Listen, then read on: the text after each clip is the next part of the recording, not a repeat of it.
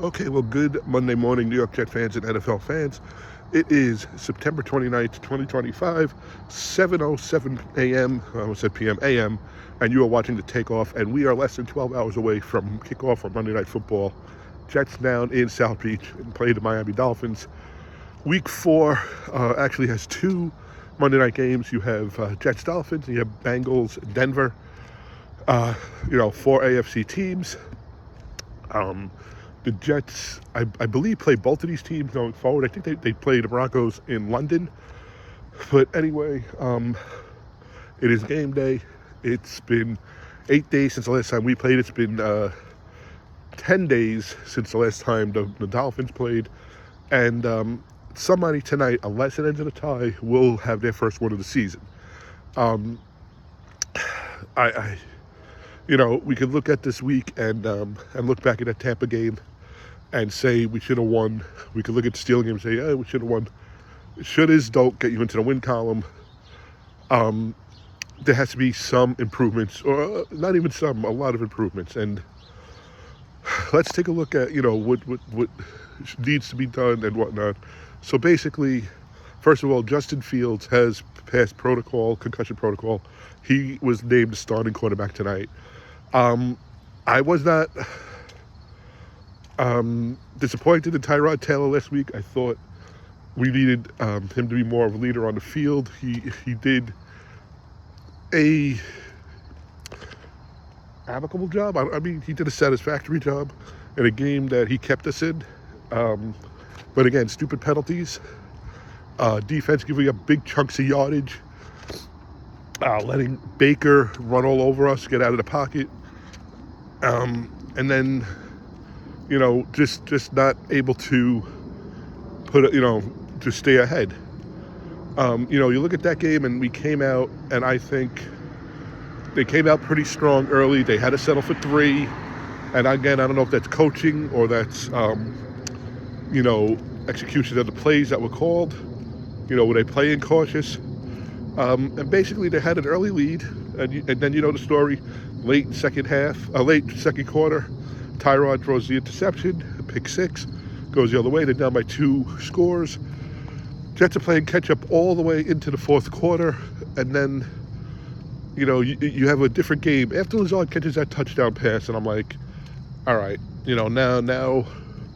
now we have ourselves a chance.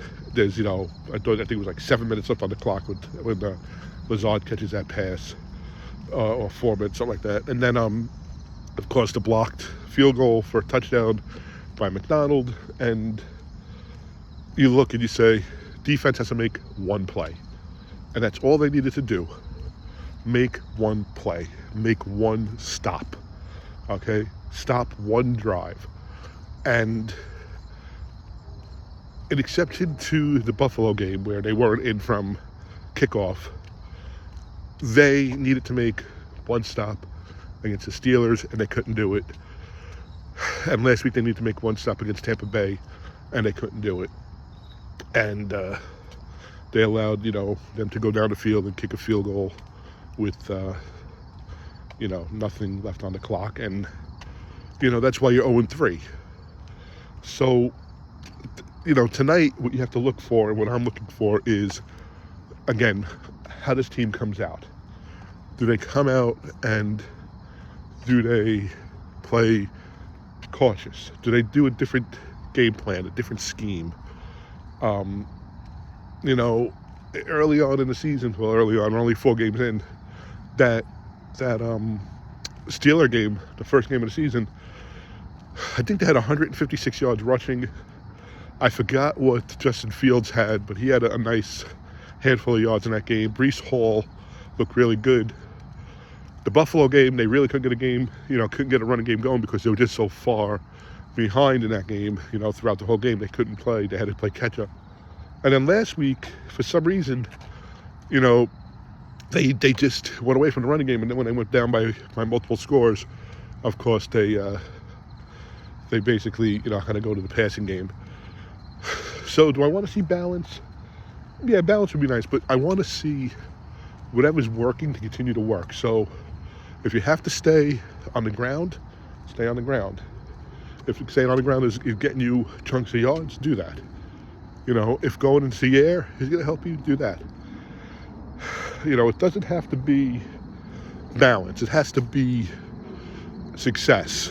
And I don't know right now what will make this offense successful.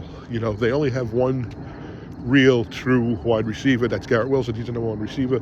The other ones, you have Smith, who's a rookie, who has shown he can make some catches, but he's also, I think got flagged for like illegal formation or offensive holding or whatever it was. And then you have Alan Lazard, who, yes, is a journeyman. He has been around the block quite a few times, but he's not the Alan Lazard that he was with Aaron Rodgers in Green Bay. And then you have your other wide receivers that just kind of fill in the gaps. And that's not good enough for this team. This offense right now is not good enough to have just a number one and some number threes. And that's what you got. You got Mason Taylor, who's a tight end, a rookie tight end. And you have Jeremy Ruckert, who's played. But again, this is not an offense when you line up against somebody, they say, oh, look at the weapons I have there. And I've been saying this since training camp. We need a true number two. And right now they don't have that. Now, is it too late now in the season for them to make a trade to bring somebody in? Is it worth to do it right now? I don't know. I really don't know how that would work out, or even if they're thinking about it. But I've been saying this for years, for months. We need a true number two. We had, all of the offseason, all of camp, maybe to make a trade to pick somebody up, and we didn't. They were happy or content with what we have, or they actually felt that this wide receiver core can compete against other defenses. I don't know.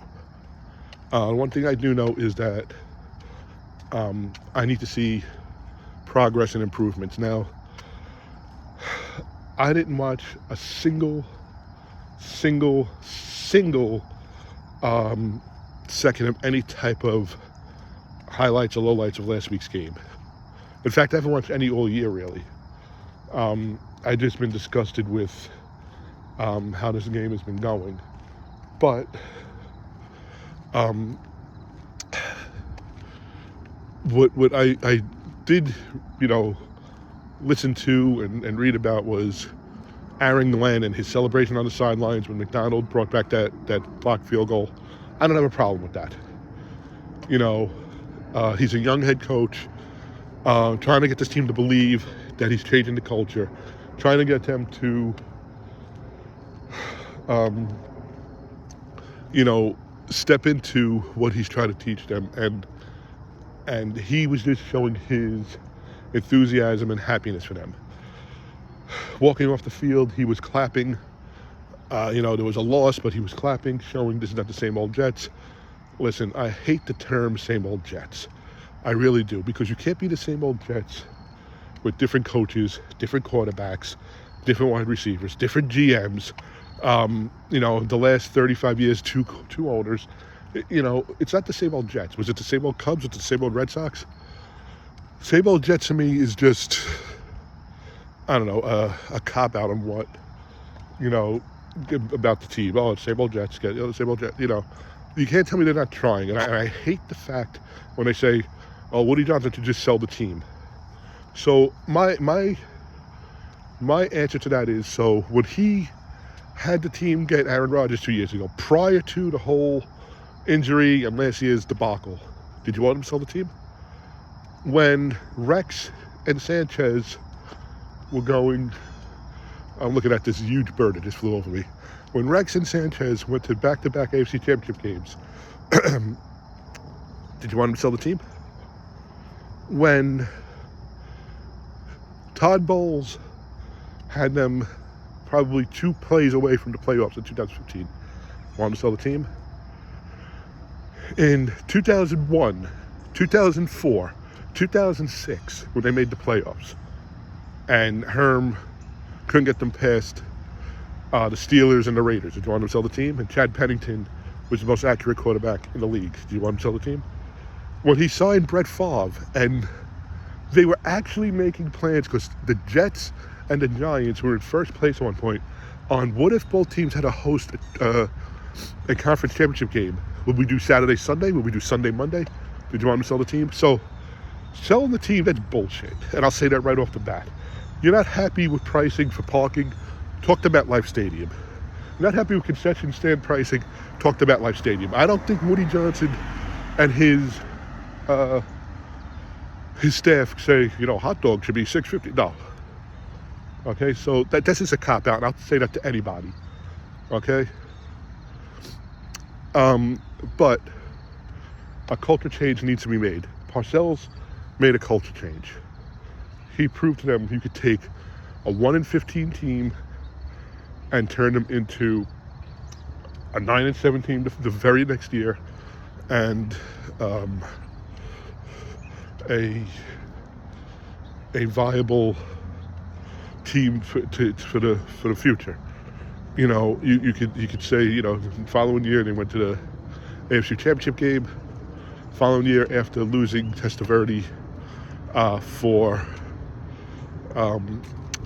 from the game one of the '99 season against the Patriots, they missed the playoffs by one game with Ray Lucas.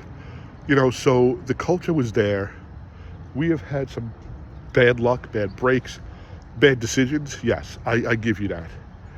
But Glenn is trying to instill the culture that he got from Parcells. And I love that, because he went from that team under Kotite, to the AFC Championship game.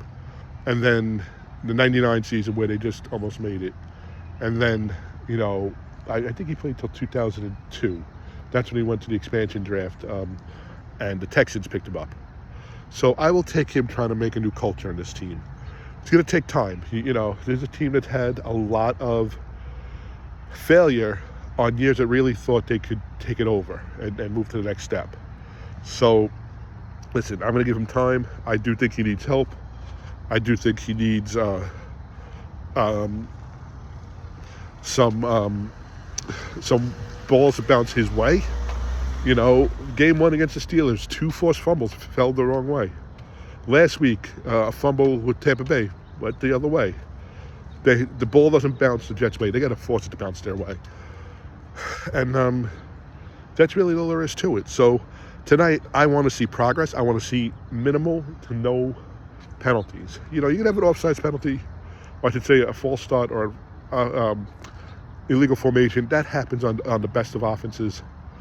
But no defensive pass interference. No roughing the passer. You know to hold up. And yes, sometimes they are questionable calls, but you know how much to hold up. Second thing is getting the whole offense involved in the game. That means Breece Hall maybe getting the running game started, or even passing, started passing and let them play back and then get Hall in the game. I want to see strategy.